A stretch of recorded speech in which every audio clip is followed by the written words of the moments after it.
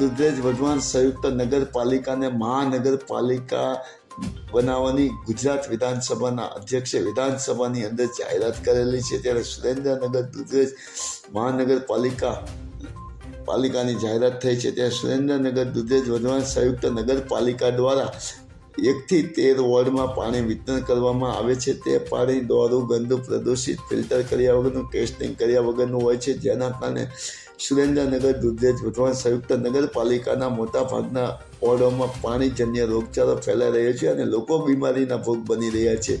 જ્યારે રાજ્ય સરકાર પીવાના પાણી પાછળ લાખો કરોડો રૂપિયાનો ખર્ચો કરી રહી છે। સુરેન્દ્રનગર દુધરેજ વઢવાણ સંયુક્ત નગરપાલિકાને લાખો કરોડો રૂપિયા ફાળવે છે, તેમ છતાં સુરેન્દ્રનગર દુધરેજ વઢવાણ સંયુક્ત નગરપાલિકાના પ્રજાજનોને ચોખ્ખું અને શુદ્ધ પાણી પીવાનું મળતું નથી। ત્યારે સુરેન્દ્રનગર દુધરેજ નગરપાલિકામાં બેઠેલા ભાજપના સત્તાધીશો જ્યારે ફિલ્ટર કરેલા પાણીના બાટલા મગાવીને ફિલ્ટર કરેલું પાણી પી રહ્યા છે અને સુરેન્દ્રનગર દુધરેજ વઢવાણ સંયુક્ત નગરપાલિકાના 3 થી 3.5 લાખ લોકો ફિલ્ટર કર્યા વગરનું દોરું અને ગંદુ પ્રદૂષિત પાણી પી રહ્યા છે અને લોકો બીમારીના ભોગ બની રહ્યા છે। સુરેન્દ્રનગર શહેરમાં પાણીજન્ય રોગચાળો ફેલાઈ રહ્યો છે। શરદી, ઉધરસ અને તાવ જેવા પાણીજન્ય રોગચાળો ફેલાઈ રહ્યા છે।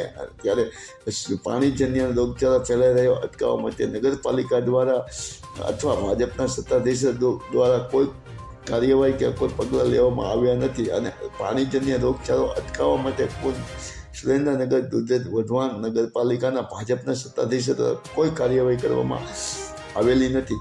જ્યારે પાણીમાં દોર બેસાડવામાં આવતો નથી, ફટકડી નાખવામાં આવતી અને પાણીનું ટેસ્ટિંગ પણ કરવામાં આવતું નથી।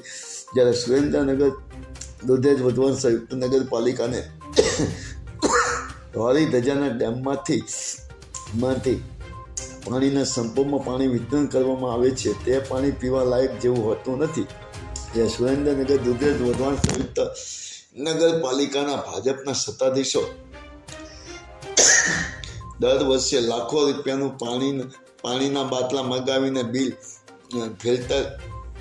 ફિલ્ટરના બાટલા મગાવવામાં આવે છે અને નગરપાલિકામાં પાણીના બાટલાનું લાખો રૂપિયાનું બિલ ઉતારવામાં આવે છે। જ્યારે પીવાના પાણી પાછળ સુરેન્દ્રનગર દુધરેજ વઢવાણ સંયુક્ત નગરપાલિકામાં કરોડો રૂપિયાનો કૌભાંડ થયો હોવાનું મનાઈ રહ્યું છે।